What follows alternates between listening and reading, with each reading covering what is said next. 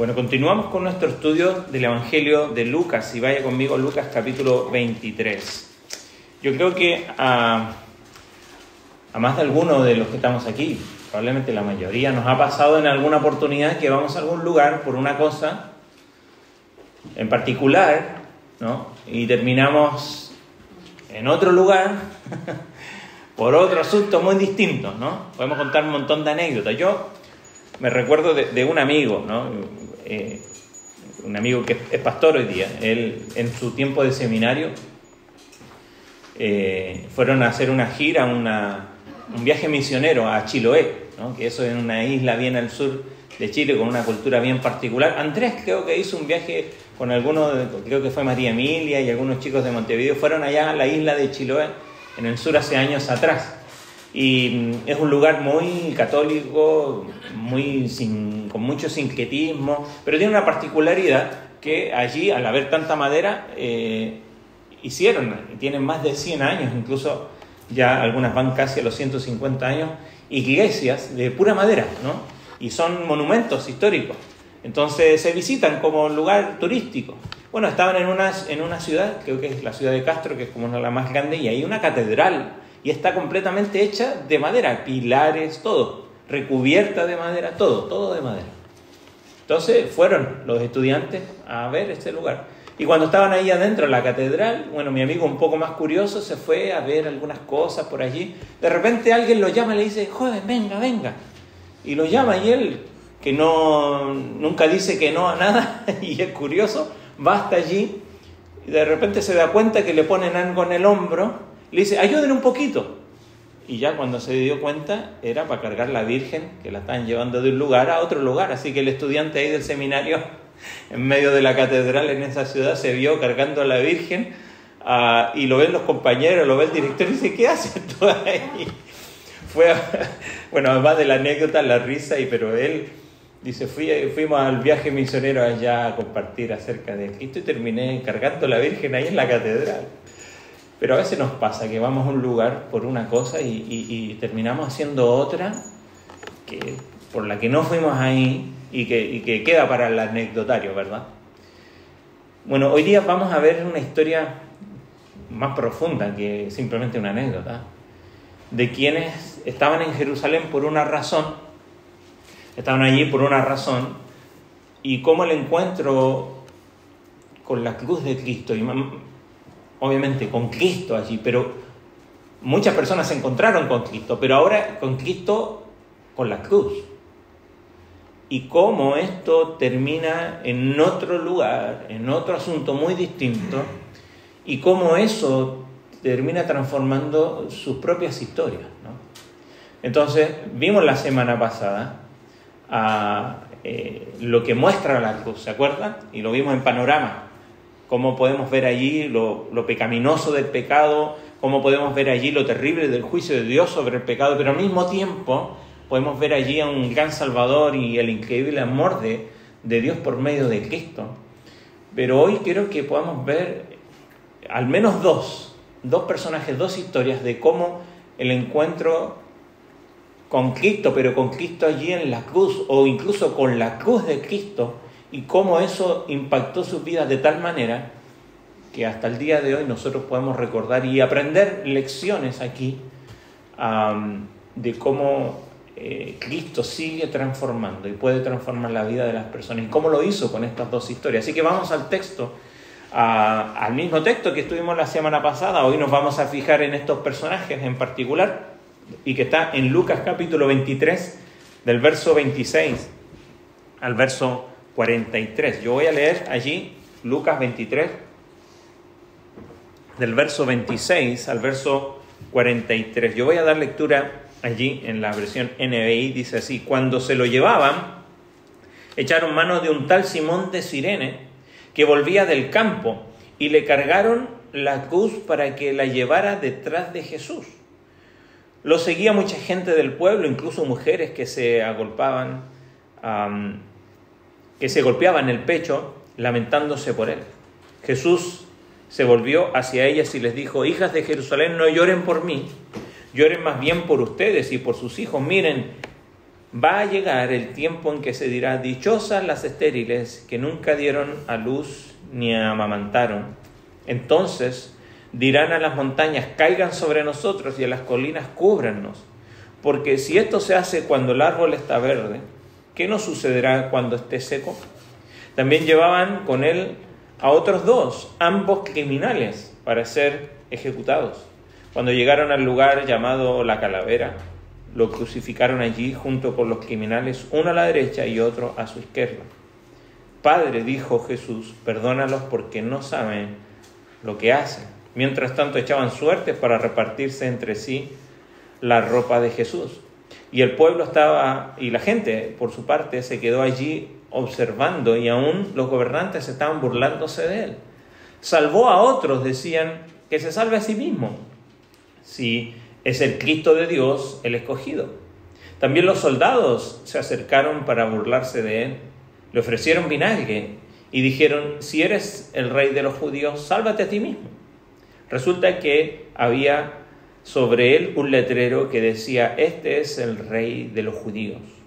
Uno de los criminales allí colgados empezó a insultarlo: ¿no eres tú el Cristo? Sálvate a ti mismo y a nosotros. Pero el otro criminal lo reprendió: ¿ni siquiera temor de Dios tienes, aunque sufres la misma condena? En nuestro caso el castigo es justo, pues sufrimos lo que merecen nuestros delitos. Este, en cambio, no ha hecho nada malo. Luego dijo Jesús: acuérdate de mí cuando vengas en tu reino. Te aseguro que hoy estarás conmigo en el paraíso, le contestó Jesús. Vamos a orar.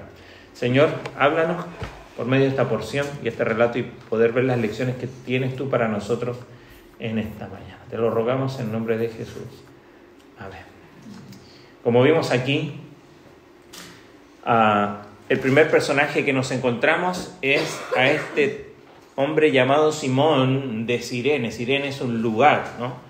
Y lo que nos muestra el texto, ¿no?, es la realidad de lo que sucedía en el primer siglo en gran parte del Imperio Romano, porque cuando se condenaba a un criminal a la cruz, se le sacaba de donde había sido enjuiciado y lo llevaban, le ponían un travesaño sobre un madero sobre su espalda. Normalmente los lugares donde eran crucificados o ya estaba el larguero, vamos a decir, vertical, o a veces en algunos árboles los colgaban. Lo que cargaban aquellos que iban a ser crucificados era el travesaño, ¿no?, el madero, que era muy pesado, y se lo hacían cargar y lo ponían allí en sus hombros y lo conducían al lugar de la ejecución, muchas veces por el camino más largo posible, para que escarmentar a aquellos que quisieran hacer algún delito. Bueno, este es el resultado, ¿no?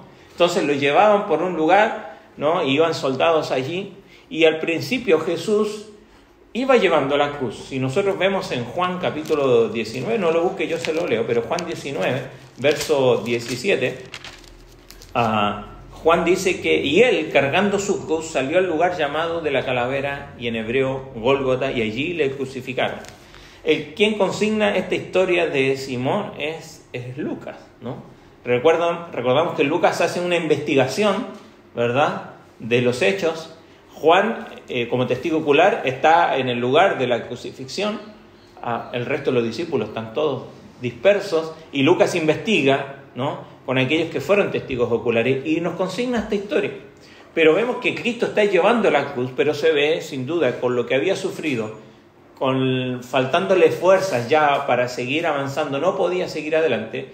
Y recordemos que esta zona era un lugar ocupado por los romanos, por lo tanto allí los romanos podían aplicar sus leyes como ellos querían. ¿Se acuerda que Jesucristo dice: si alguien te obliga a llevar una carga por 1 milla, ¿se acuerda?, llévala 2, porque los romanos tenían esa ley, ¿no? A cualquiera, podían pedirle a cualquiera que llevara algo al menos por 1 milla, ¿no? Y así otras leyes. Bueno, requisar a cualquier ciudadano para el servicio era parte de las disposiciones del Imperio Romano. Entonces, ¿qué es lo que sucede? Aquí Hay un centurión probablemente que ve que esto se va a poner de Dios este camino y dice, ok. Y al primero que encuentra allí, como dice el texto, ¿no? Tomaron a cierto Simón de Cirene, que venía del campo, y le pusieron encima la cruz para que la llevase tras Jesús.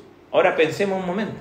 Este hombre, Simón, natural de Cirene. Cirene es la actual Trípoli, que es la capital de Libia. Si nos ponemos en el mapa y estamos en Italia, ¿se acuerdan? La bota allí, Sicilia, y usted traza una línea directa hacia el sur, ¿no? Cruzando el Mediterráneo en África, ahí está Libia y está la capital de Libia, que es Trípoli, que era el lugar de donde venía este hombre. Entonces este hombre estaba a más de casi 1500 kilómetros de Jerusalén, o sea, de ahí era su origen. No sabemos si era residente o no, pero era de allí. Y probablemente era prosélito judío, pues sabemos que mucha gente está en Jerusalén porque ha venido ¿para qué? Para celebrar la Pascua. Venía gente del extranjero para esto, y probablemente que Simón haya sido uno de estas personas que ahorraron por mucho tiempo, ¿no? Para poder hacer este viaje. Al menos para los judíos se decía que al menos una vez en la vida debía celebrar alguna Pascua en Jerusalén.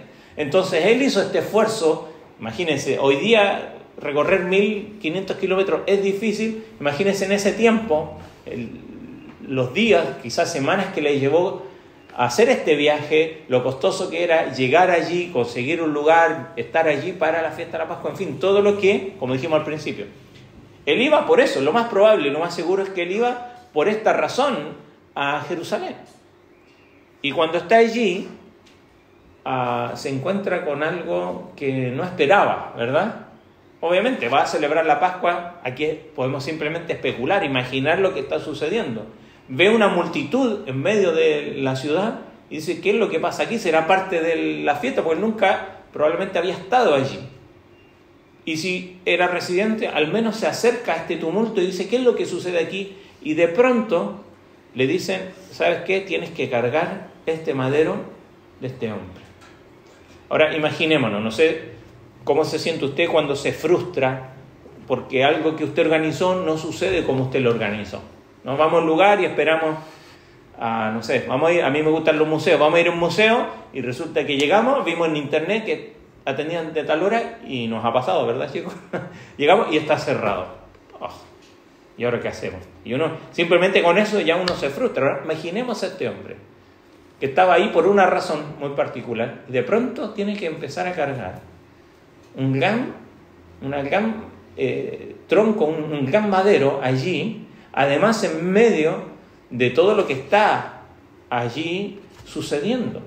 Los sentimientos de Simón no los conocemos, pero si nos conocemos a nosotros mismos, vemos que él, como había venido a Jerusalén para hacer realidad probablemente su sueño de participar por lo menos de una Pascua allí en Jerusalén, y ahora se encuentra dando vueltas por la ciudad, cargando con una cruz que no le pertenece. Imagínense los sentimientos, probablemente quizás de amargura, ¿no? Probablemente contra los romanos que lo obligaron a hacer esto, y quizás contra aquel que le pertenecía esta cruz. Pero no sabemos más de lo que nos dice Lucas. Ahora, hay un detalle, y si quiere ir conmigo, vaya al libro de Marcos, el Evangelio anterior. Y Marcos 15 nos da un detalle.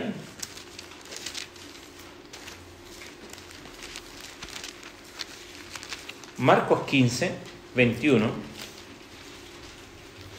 donde Marcos también nos menciona esto, y dice, y obligaron a uno que pasaba, Simón de Cirene, padre de Alejandro y de Rufo. Ahora, cuando uno va a contar una historia y menciona a alguien, y después de eso dice, este es padre, hijo, lo que sea, de alguien, es porque esos alguienes son familiares para nosotros, ¿verdad? Son conocidos para nosotros.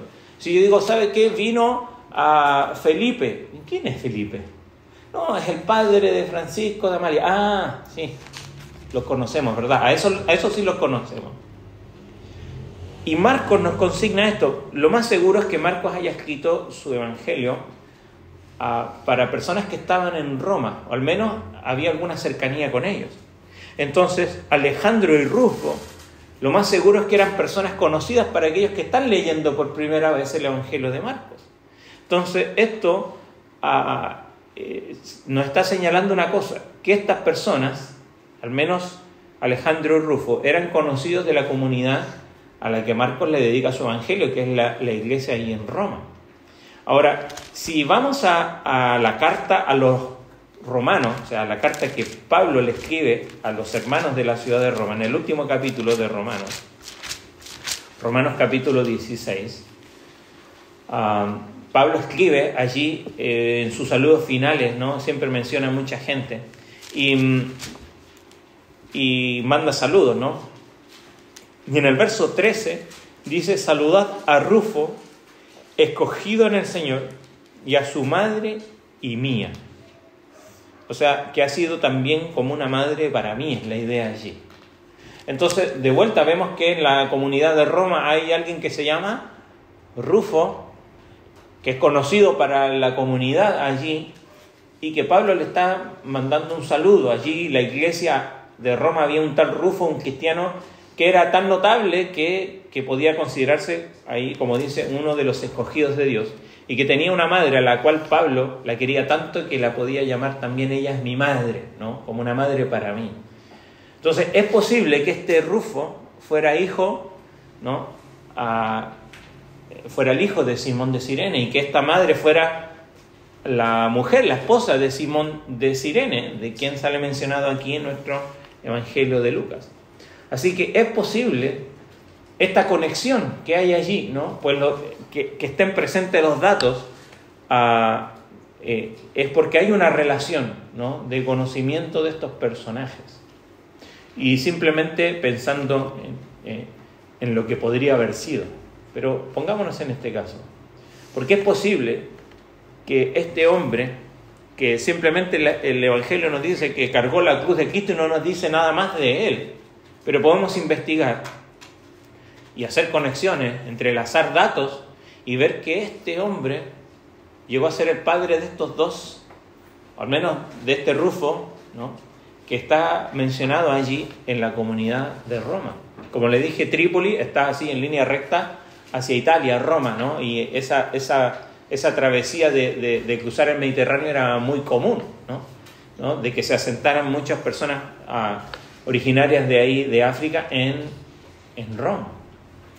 Entonces, es posible que este Simón, al encontrarse con Cristo, dijimos, vine aquí por una cosa y ahora me encuentro con otra situación aquí. Pero es posible que ese encuentro haya traído a Simón de la amargura que quizás le provocó ser frustrados sus planes a ver realmente quién era este allí. Porque lo que sí sabemos es que Cristo, mientras va camino de la cruz, como nos dice tanto el profeta Isaías como el resto de los evangelios, y alguna de las cartas dice que no abrió su boca, que en silencio, como un cordero, fue llevado ahí al matadero. Y eso realmente es impresionante. Y esto nos consigna una cosa, que nadie que se enfrente o se haya enfrentado a la cruz de Cristo queda indiferente. Y esto es lo que vemos en la última historia que vamos a ver, ¿no? De estos dos hombres que están allí. Porque eso nos muestra también, de alguna manera, la realidad del mundo del día de hoy. No hay punto intermedio. O a todos les impacta la cruz. Algunos terminan rechazándole, ¿no? Y burlándose de él. Otros terminan aceptándole y rindiéndose a él. No hay punto intermedio. Quizás algunos están dudando. Pero no hay un punto intermedio cuando nos enfrentamos a la cruz. Y aquí estos encuentros con la cruz, al menos puede ser que este Simón de Cirene, de Trípoli, pensara que iba a realizar la mayor ambición de su vida celebrando la Pascua allí por fin en Jerusalén. Y se encontró llevando a la fuerza la cruz de un criminal. Pero que al mirarlo y al ver y oyendo de sus palabras, que les dice a estas mujeres, que al menos aquí Lucas nos consigna, y después probablemente, y tan impactado de esto, se haya quedado allí viendo, como nos decía la semana pasada y nos dice allí el texto de Lucas este espectáculo, ahí verso 48, y ver las palabras que dice desde la cruz. Al menos algunas de ellas las vamos a ver la semana que viene, ¿no? Padre, perdónales porque no saben lo que hacen, ¿no? Al menos una de ellas. Haya impactado tal su corazón que haya pasado de la amargura a la admiración y probablemente a la fe. Y en aquella situación que parecía que simplemente iba a traer vergüenza para él, terminó encontrando a su Salvador. Hay un hombre, Francis Schaeffer, su esposa escribió lo siguiente en un libro donde habla un poco acerca de cómo fue la vida de ellos. Este fue un gran pensador, Francis Schaeffer. Construyó un centro de estudio ahí en Suiza, donde instaba a pensar precisamente, ¿no? Y a creer, ¿no? Le Havre se llama ese lugar. Y ella escribió lo siguiente, que me llamó mucho la atención. Dice: lo que pasa con la vida real es que los eventos importantes no se anuncian por sí mismos. Las trompetas no soplan, los tambores no son para hacernos saber que vamos a conocer a la persona más importante que hayas conocido, o leer la cosa más importante que vas a leer, o tener la conversación más importante que vas a tener, o pasar la semana más importante que jamás vayas a tener. Por lo general, algo que va a cambiar toda tu vida es un recuerdo antes de que puedas quedar impresionado al respecto. No tienes la oportunidad de emocionarte con este tipo de cosas antes de tiempo. Y ella dice, las cosas que pasan, las cosas realmente importantes de nuestra vida no se anuncian. No sabemos, si hoy día voy a vivir el día más importante de mi vida. Simplemente se encuentran con nosotros, no hay trompetas de por medio, no hay grandes anuncios, simplemente nos impactan y a veces queda un recuerdo de eso, pero sabemos que fue un punto, después al analizarlo, eso me cambió por completo. Y sin duda, este hombre no esperaba, no hubo anuncios, ahora vas a conocer al Salvador. Simplemente estaba allí y de pronto se encuentra que le dicen que tiene que cargar un madero. Un sinfín de emociones en su mente, en su corazón, y no sabemos qué más pasó de él, pero sí dejó una huella indeleble. Y la vemos en el testimonio que nos da Marcos y que nos da Pablo en Romanos, de que al menos si él creyó, su fe fue transferida a sus hijos. Y esto nos enseña por lo menos ya la primera lección de esta mañana.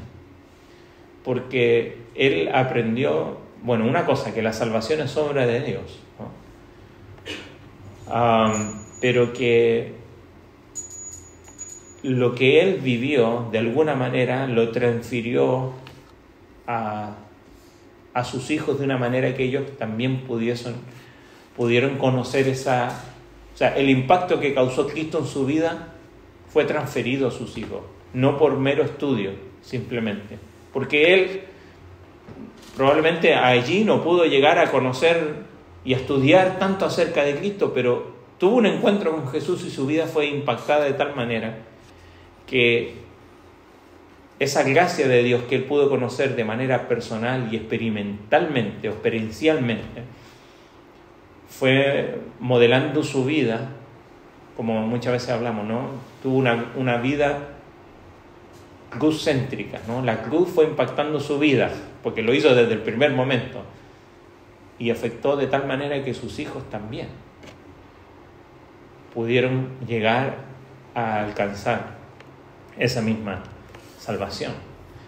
Y solamente como un dato de final, de postdata quizás, Policarpo, que fue el obispo de Esmirna, una de las ciudades ahí cerca de Éfeso, que fue discípulo de Juan, el apóstol, él escribió a la iglesia cerca ahí de Filipos también, una carta, y en esta carta menciona a un hombre llamado Rufus, que fue martirizado.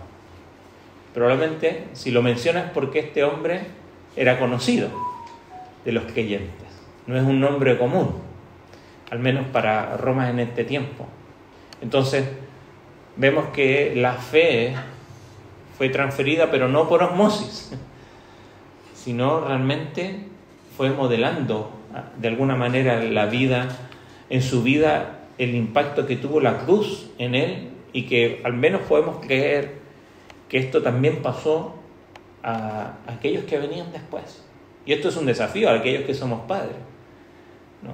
De no transferir simplemente una religión, sino que transferir el impacto que la cruz tiene en nuestra vida, es lo que va a impactar a aquellos que están cerca de nuestro.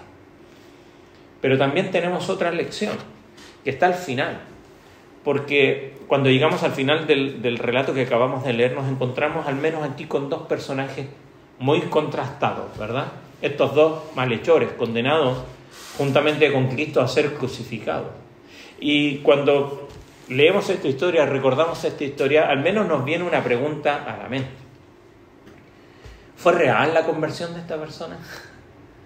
Porque nos ha pasado quizás conocer de alguien que está a punto de morir, ¿verdad? Y quizás ha tenido una vida sumamente licenciosa, ¿no? Y a veces de personajes conocidos, ¿no? Famosos, y se sabe que al final alguien le habló de Cristo y hizo una profesión de fe. Y decimos, sí, mira cómo vivió, ¿verdad? Y la verdad es que nosotros no sabemos, no tenemos un escáner para saber si este es verdaderamente salvo. Hay una manera, ¿verdad? Dice que la fe siempre trae fruto, es lo que dice Santiago, ¿verdad? Siempre la única manera de evidenciar nuestra fe es por medio de nuestras obras. Pero vemos a este personaje, que es una persona que está muriendo allí, y nos surge la pregunta, ¿es posible la conversión ahí en el lecho de muerte? Claro que nunca vamos a poder conocer el corazón de otra persona, pero podemos buscar evidencias de conversión. Pero lo problemático de este asunto, de estas conversiones en el lecho de muerte, es que las personas a menudo no viven lo suficiente para dar evidencia de una verdadera conversión. Este hombre al menos no tuvo oportunidad de ir a la iglesia, de bautizarse, de hablarles a otros de Cristo, de tener un cambio, una transformación en su vida que digamos así, mira, antes era así, ahora es así. No lo podemos ver. Y para calmar quizás nuestras dudas y animarnos a compartir el Evangelio con quienes están al borde de la muerte, la Biblia incluye quizás esta historia, que es una historia de auténtica conversión allí. Y vemos a este ladrón que está muriendo en la cruz, le pide a Jesús que se acuerde de él cuando venga en su reino. Y la respuesta de Cristo es, mira, lo voy a pensar, mira, lo voy a hablar con mi Padre, mira, esfuérzate un poquito. Me encanta, como dice el texto ahí en el verso 43, de cierto te digo, ese de cierto es, te aseguro, ¿no? Tenlo por seguro de que ese mismo día iba a estar en el paraíso. Y esto, al menos esta historia tiene mucho que enseñar, ¿no? No solo sobre las conversiones, sino que sobre cualquier conversión. ¿Y qué es lo primero que podemos ver aquí? Lo primero, sin duda, que tenemos que recordar y poner como primer punto es que la salvación es siempre por la gracia de Dios, independiente de la obra humana, ¿no? La salvación siempre es por la gracia de Dios, independiente de cualquier obra humana. Una razón por la que nos cuesta aceptar muchas veces el hecho de que hayan personas que vengan a la fe en el último momento de sus vidas, ¿no? Es porque erróneamente, ¿no?, nos aferramos a la idea de que la salvación también está ligada un poco a la obra humana. Sabemos que la salvación es por gracia, por medio de la fe, amén. Y dice el mismo texto, no por obras para que nadie se jacte, se gloríe. Pero cuando hay alguien que se convierte y no vemos obra en él, decimos, no, esto es medio dudoso, no sé si es real. ¿Cómo saber? No, me cuesta creerlo. No nos toca a nosotros hacer esos análisis, pero tenemos que reconocer que muchas veces reaccionamos así, esa es nuestra actitud. Pero la Biblia es clara al decirnos de que somos salvos solo por la gracia de Dios, no por obras, no por méritos. Recién citábamos Efesios, pero hay otro texto más adelante que lo escribe Pablo allí en Tito, en la carta que escribe a Tito, capítulo 3, verso 5.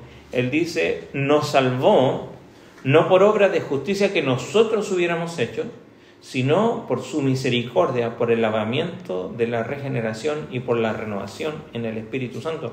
Nos salvó no por obras de justicia que nosotros hubiéramos hecho, sino por su misericordia. Ahora, siempre hay quienes intentan añadir obras, ¿no?, a la salvación, y lo único que hacen es negar el Evangelio con eso. La carta de Gálatas, ¿no?, es bastante clara con eso. ¿Se acuerda que dice Pablo allí? Cualquiera que diga y que les enseñe otro Evangelio, ¿no?, sea maldito, dice Pablo. E incluso dice, si cualquiera que diga que un ángel del Señor le reveló cierta cosa, sea maldito. La salvación es sumamente clara, que es solamente la obra de Dios a nuestro favor. Ahora, Jesús ilustró de alguna manera esta verdad allí en Mateo capítulo 20, no lo vamos a leer, pero si lo quiere anotar, pero sí ver la idea que sucede allí. Mateo capítulo 20, el Señor Jesucristo dice lo siguiente, dice: el reino de los cielos es semejante a un hombre, padre de familia, que salió por la mañana a contratar obreros para su viña. ¿Se acuerda esa historia? Entonces convino con algunos obreros, ¿no?, de un denario al día, que era lo que se pagaba por el día en trabajo, y los mandó a su viña. Ahora dice, saliendo, en el verso 3 dice, cerca de las 9 de la mañana. Fue a las 6 de la mañana, bueno, un denario a trabajar, sí. Después vino a las 9. Después vino al mediodía. Después vino como a las 3 de la tarde. Al final vino como a las 6 de la tarde otra vez y los mandó a trabajar. Y cuando comenzó a pagar, comenzó por los que habían llegado a última hora. Y les pagó lo que él había convenido. Lo que vemos ahí en la historia es que él acordó pagar un salario justo, y cuando a los que vinieron, al final, a todos les pagó lo mismo, que era el salario de un día completo. Pero nosotros conocemos la historia, ¿no? Los que llegaron al principio se empezaron a quejar porque estos hombres solo habían trabajado 1 hora y recibieron el mismo salario. Y él le dice, yo pagué lo que nosotros acordamos, ¿no? Si quiero ser generoso con estos últimos, eso es mi privilegio. Puedo hacer lo que quiera con lo que es mío. Y de alguna manera Jesús estaba enseñando un principio, que la salvación es solo por la gracia de Dios y no por los méritos ni las obras de los hombres. Hay quienes llevan años como creyentes y hay quienes van a poder vivir horas como creyentes. Y ambos son salvos por igual. Si Dios quiere darle la salvación a alguien que nosotros consideramos indigno, eso es asunto nuestro y problema nuestro. Pero el Señor, a los ojos de Dios, en realidad todos somos indignos de la salvación, ¿verdad? Pero Él da como Él quiere, según su misericordia, y eso es prerrogativa de Dios. Si Él decide ser misericordioso, en este caso, como el texto nos muestra, con un ladrón que está a punto de morir, y dejar a un fariseo allí que ha sido religioso y que se ha esforzado por años en buscar de qué se trata esto acerca de Dios, y autojustificarse o intentando autojustificarse, eso es prerrogativa de Dios. La idea de que la salvación depende incluso de un pequeño mérito, esfuerzo o mostrar algunas obras humanas, eso es contrario a las Escrituras. La pregunta es, ¿cuánto podía hacer este ladrón para merecer la vida eterna? No podía limpiar su vida, no podía prometer mejorar en el futuro, no tenía futuro, no podía hacer nada. Había arruinado su vida por completo. No podía decir, bueno, si yo pudiera empezar de nuevo, sería mejor persona. No tenía nada que prometer. En realidad no tenía nada que llevar a Cristo como garantía de su salvación. Y esto nos enseña algo. Él simplemente pidió algo que no merecías. ¿Qué le dice? Jesús, acuérdate de mí cuando vengas en tu reino. Y Jesús se lo concedió sin condiciones. Y esto nos muestra lo que decíamos al principio, que la salvación siempre es por gracia de Dios, independiente de cualquier obra humana. Y cuando nos enfrentamos a la salvación, debemos considerar esto siempre, no solo para nuestra salvación, sino que para aquellos que les compartimos el mensaje de salvación. Porque a veces está implícito en nuestro mensaje, bueno, tú tienes que creer, pero también tienes que hacer esto. ¿Eso es obra de quién? Eso es obra de Dios. Si no, le estamos diciendo, bueno, Dios te ofrece la salvación, pero tú tienes que ayudarle un poquito. Este hombre no podía hacer nada colgado en la cruz. No podía hacer ninguna obra. Y Jesucristo mismo está dando certeza de que este hombre estaba con él en el paraíso en ese mismo día. Ahora, lo segundo que vemos aquí es que la salvación siempre se recibe mediante el arrepentimiento y la fe en Jesucristo. Eso lo vimos la semana pasada, ¿no?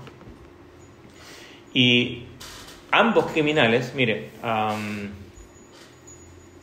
ambos le han pedido a Jesús que los salvara, ¿no? Y él ignoró la petición del primero, pero se la concedió al segundo. ¿Cuál es la diferencia? Porque ambos están pidiendo, bueno, sálvanos. Si tú eres el Cristo, sálvanos, ¿no? Ambos se lo pidieron.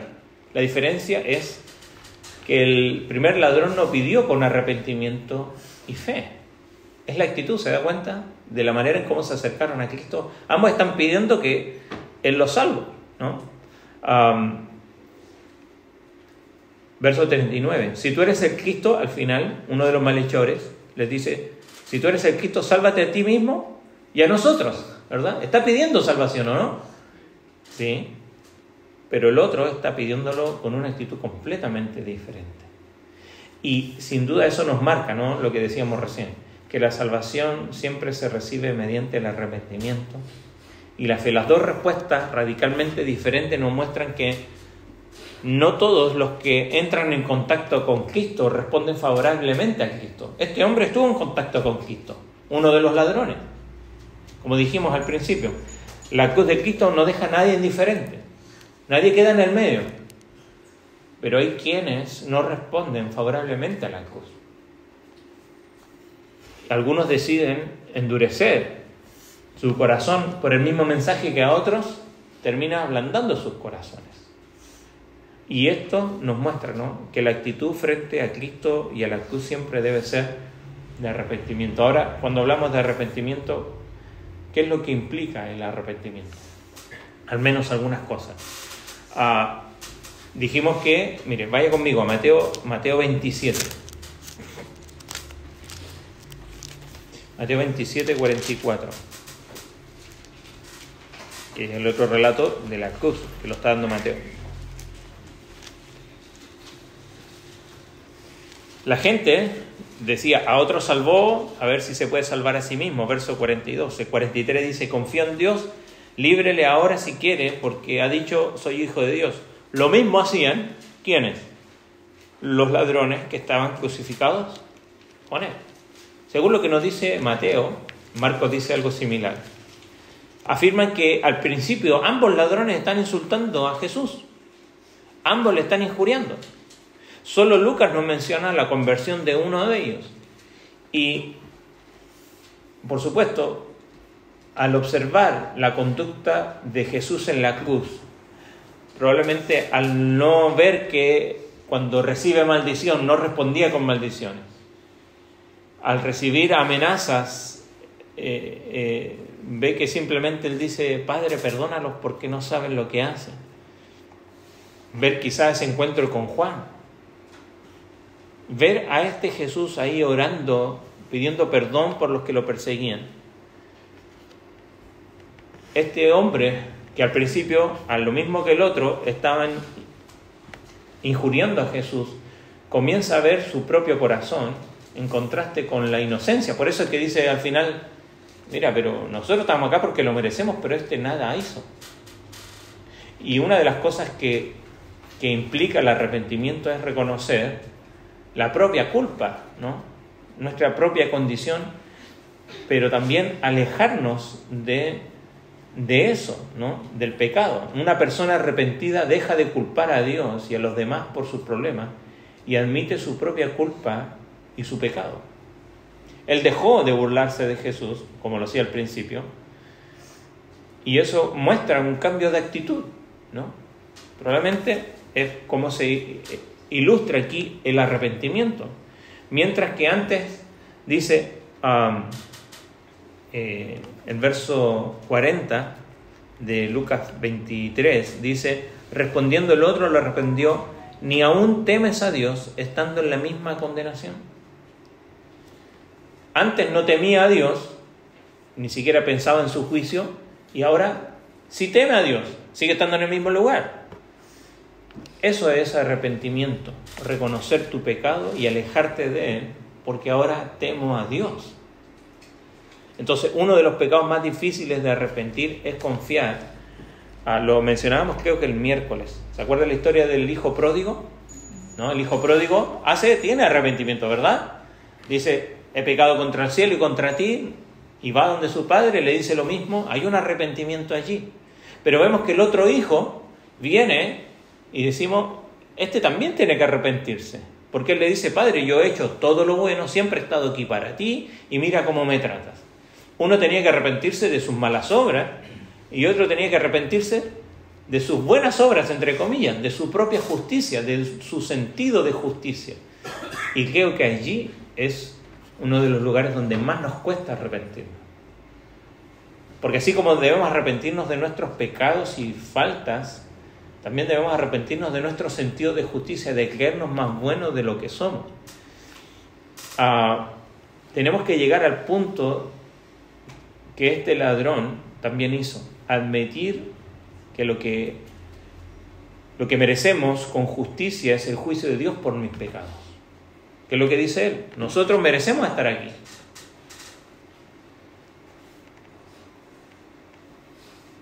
Y quizás nosotros pensamos, bueno, yo no estoy a la altura de este hombre, ¿no? Yo no soy un ladrón común.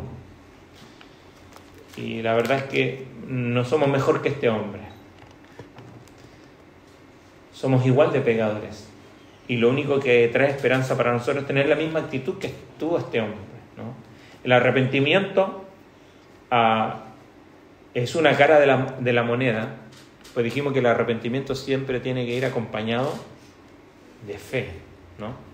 De fe. Mire, no lo busque, yo se lo leo. Marcos capítulo 1, es uno de los pasajes que nos ilustra cómo va siempre esto de la mano. Marcos 1:15 dice, diciendo, el tiempo se ha cumplido y el reino de Dios se ha acercado, cuando Jesús comienza a predicar y dice, arrepentíos y creed en el Evangelio. No podemos disociar esto del arrepentimiento y la fe. Este hombre no solamente se sintió mal consigo mismo, eso no lo iba a salvar, sino que vemos este cambio en este hombre, en los pequeños minutos que nos podemos conocer un poco de él, pero no solo eso, sino que también confía en Jesús. Por eso acude a él y le dice, acuérdate de mí, ¿no? Tenme presente, porque creo que tú puedes hacer algo por mí, ¿no? Confió. Y dijimos, la fe implica al menos algunas cosas. Entregarnos a Jesucristo y a su misericordia. ¿Cuál era la esperanza para este hombre? ¿Cuál era la única esperanza que tenía ahí estando colgado en la cruz? Otro que estaba colgado en la cruz junto con él. O sea, si yo quiero que me ayuden, quizás le pido ayuda a alguien que está en una mejor condición que yo. Pero ve a alguien que está allí en la misma condición que él, pero se da cuenta que es el único que puede salvarle. Entonces, eso realmente es fe y esperanza. El único que puede salvarle a él es Jesucristo. Jesús no parecía un rey, no era un hombre que podía venir en su ayuda, estaba muriendo con un dolor físico realmente evidente, todos se burlaban de él, no tenía, si este hombre, que lo más probable eran judíos, los que estaban colgados con él, no tenían ninguna de las cosas que podían relacionarlas con el Mesías, pero él se da cuenta que él realmente era el único en el que podía confiar y deposita toda su fe en él, toda su esperanza en Jesucristo. Y el ladrón, tal como lo consigna el Evangelio y todas las cartas que nos enseñan acerca de la salvación, confió solo en la gracia de Cristo. No le dijo, mira, si a ti te vienen a ayudar, intercede por mí entre los soldados. Él se dio cuenta que Jesucristo era el único que lo podía salvar y dar esperanza para su vida. No tanto para su vida en este mundo, sino que para su vida eterna. Pues sabía que iba a morir, ¿no? Entonces, la fe, esta fe salvadora debe estar, porque mucha gente dice, bueno, yo tengo fe, ¿no? Yo he hablado con mucha gente y dice, no, si yo soy una persona de fe. La fe no tiene ningún valor en sí misma, ¿no? Sino que el valor de la fe es en quién es el objeto de mi fe. Por eso la fe salvadora debe estar solo en la persona de Jesús. No sabemos si este hombre había oído hablar de Jesús antes de este día. No se nos dice si estas palabras fueron la única conversación que ellos pudieron tener, o si se trataba de algo, una condensación de engancharla, no lo sabemos. Pero este ladrón no pudo haber conocido más de Jesucristo que lo que pudo tener relación con él allí. No pudo hacer un estudio profundo de quién es Cristo, su naturaleza, su divinidad, ¿no? Esa unión, la unión hipostática de Cristo, ¿no? Que es completamente hombre, completamente Dios. No pudo estudiar ni conocer acerca de quién era este hombre. Sabía lo suficiente sobre Jesús como para esperar que Él tuviese misericordia con él en la otra vida. Nada más. Y un pecador no tiene que ser un teólogo erudito para tener fe en Jesucristo. Pero debe saber algo sobre la persona y la obra de Cristo. Este ladrón sabía que Jesús, mire, verso 41, dice: nosotros a la verdad justamente padecemos porque recibimos lo que merecieron nuestros pecados, mas este ningún mal hizo. Él sabía que este hombre era inocente. Eso sabía de Jesús. Sabía que Jesús era un hombre inocente. El ladrón sabía que Jesús estaba el letrero allí, ¿no? Que era el rey, aunque rechazado por su pueblo. Pero sabía que Jesús estaba listo y era capaz de salvar a cualquiera que lo buscara. La cuestión es que la fe no es solo una creencia general en Dios. No es cerrar los ojos y dar un salto al vacío, sino que es que creo, o más bien la fe debe estar depositada plenamente en Jesús, no en el Jesús que yo me creo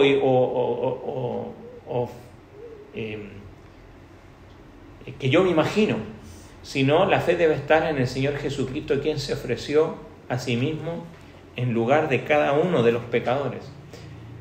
Cuando los ojos de este hombre ven a Jesús, puede confiar en Él y Dios derrama misericordia sobre Él con estas palabras, ¿no? De cierto te digo que hoy estarás conmigo en el paraíso. Y esto es lo que otorga la salvación, de manera instantánea, gratuita y abundante. Porque ¿qué mejor lugar? El Señor no le dice estarás, ni siquiera le habla del seno de Abraham, le dice: mira, vas a ir al mejor lugar que pueda existir. Es volver atrás y restaurar todo lo que se había perdido en la historia del hombre. Este ladrón recibió al instante, sin condiciones, más de lo que esperaba. Él pidió ser recordado en el futuro y Jesús le prometió el paraíso en el presente. Ahora, hoy, porque sabía que ese momento iba a morir. Entonces, el Señor Jesucristo no le dijo: bueno, haz esto o lo otro. Le aseguró salvación, porque la salvación se ofrece gratuitamente a cualquier pecador que se arrepiente y confía en Jesucristo. Pero para terminar nos surge una pregunta: ¿alguna vez es demasiado tarde? Porque vemos que este hombre está en los últimos minutos de su vida, y dijimos al principio, al menos de esta segunda parte, ¿será que hay salvación allí en los últimos minutos? Lo que sí sabemos es que después de la muerte no hay posibilidad.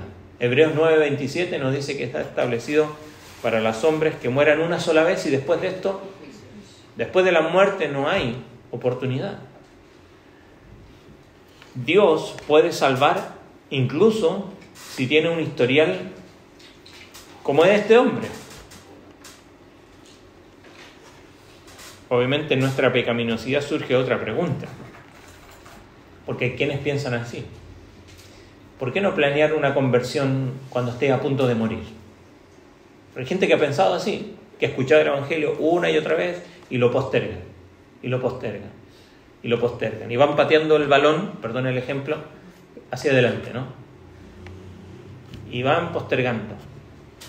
Y se preguntan, ¿por qué no disfrutar de los placeres del pecado ahora y volverme a Dios en mi último momento, cuando esté expirando? Porque me acabo de enterar que sí hay salvación en cualquier momento. Bueno, lo que es seguro es que si rechazas la luz que viene a tu corazón ahora, lo más probable es que lo único que traiga a tu corazón no sea salvación en el futuro, sino que solamente endurecimiento de corazón. Hebreos capítulo 12, creo que verso 17 nos dice que Esaú, buscando el arrepentimiento, no encontró lugar para él. ¿Se acuerdan? Procurándolo con lágrimas. Porque nuestro corazón nunca permanece neutral. Ningún corazón puede permanecer neutral a lo largo de la vida. Si escuchas el Evangelio pero lo rechazas, el corazón lo único que hace es volverse más insensible a las cosas de Dios. Nada más. Pero acá tenemos un testimonio de un hombre que el primer encuentro que tuvo con Jesús lo aprovechó. Y eso sí nos debe impactar. Y nos debe desafiar a que hay salvación a todo aquel que cree, no importa la condición que esté.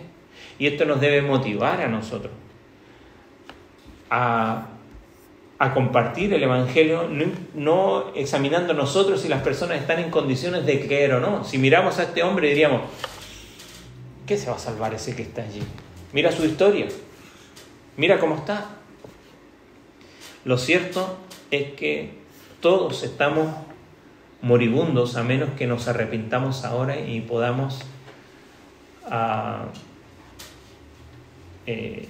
venir al Señor, ¿no? Alguien decía, de respecto a este relato, decía lo siguiente. Dice, tenemos un relato de arrepentimiento en el lecho de muerte para que nadie desespere. O sea, que hay esperanza para todos. Pero tenemos solo uno, para que nadie presuma de decir, bueno, voy a esperar hasta el final. Sin duda, lo que nos muestra es que nadie que se encuentra con la cruz de Cristo queda indiferente. Tenemos la primera historia de Simón de Cirene y vemos que su vida realmente fue impactada, tanto que los suyos también pudieron llegar al conocimiento de la fe, aunque él estaba ahí por otra razón. Y este hombre también estaba aquí por otra razón. Estaba ahí porque era un ladrón y estaba siendo condenado. Sin embargo, tuvo una oportunidad y la aprovechó. La pregunta es nosotros. Nosotros nos conocemos a Cristo y quizás algunos de nosotros conocemos hace tanto tiempo a Cristo. ¿Cuánto sigue impactando la cruz de Cristo en nuestra vida y cuánto sigue transformando la cruz de Cristo en nuestra vida?